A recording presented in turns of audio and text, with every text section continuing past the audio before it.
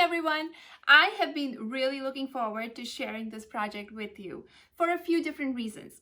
The first being that I am teaming up with a bunch of talented YouTubers to bring you some cool thrift store furniture flips. And most importantly, we are teaming up for a good cause, for Habitat for Humanity. If you are unaware of Habitat for Humanity, it is a nonprofit whose mission is to provide affordable housing to people in need so they can create better futures for themselves and their children. And home and family is probably the most important thing during the holiday season. And you can make a difference by donating to the cause by clicking the button below up until the end of the year. Also, I will be donating all of my ad revenue from this video up until the end of the year to Habitat for Humanity. So just by being here, just by watching this video through, you are supporting the initiative and I really appreciate that. If you would like to know more about Habitat for Humanity, I have a link to that in the description below. Now let's talk about my furniture flip. I decided to try a technique that I have never tried before, and I did it at a large scale. I definitely made mistakes and I learned a lot. But first, my journey started with a trip to Habitat for Humanity to find a piece that I could flip. So I'm here at Habitat for Humanity, and ideally I would love to find either a bar stool or a dresser. Let's see what we can find. I was definitely a little disappointed because most of it was either basic office furniture or really huge dressers and armoires. Then as I was heading out, I saw this, a simple coffee table, and it came home with me.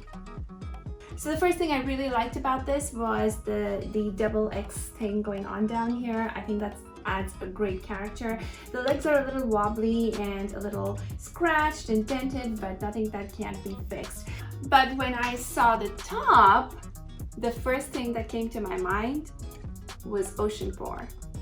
So the first thing I did was tighten the screws for the legs. Some of them were really loose and simply tightening them did the trick. And the table was much more stable. I filled in a few of the deep dents and holes with wood putty. Now for the top. I was hoping to simply peel off the veneer and discover pretty wood underneath. But that was definitely not the case. It was particle board. So I decided to go ahead and hit it with my sander to sand down all the veneer to make the top even. It wasn't going to look pretty, but all I wanted was an even surface to start with. Then I decided to use some gel stain to stain the top.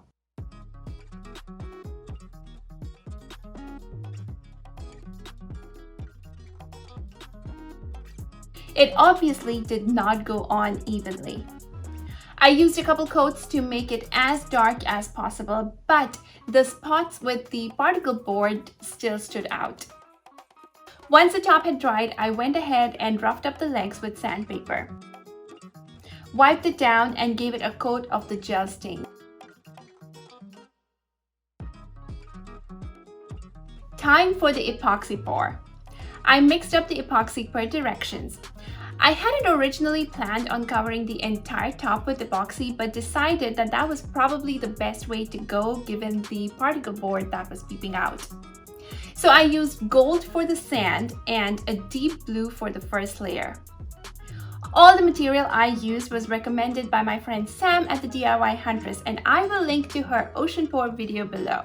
I followed that with a lighter blue, and then an even lighter blue. Now this is where I made the mistake. I added the white pigment and it wouldn't spread at all. It did not look like ocean waves at all.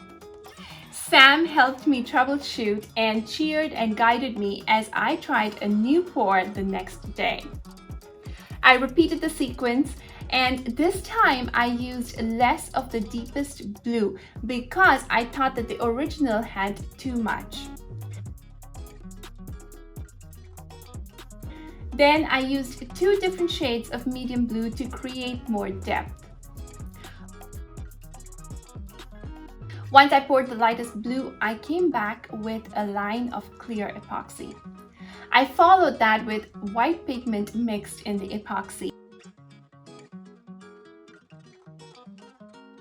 And this time, it worked. I used the heat gun to create the waves.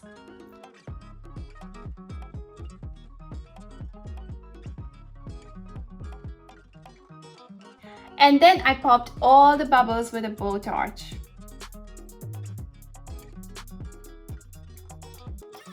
It isn't perfect. There are many things that I would change about it. For one, I need to work on the direction I blow the waves.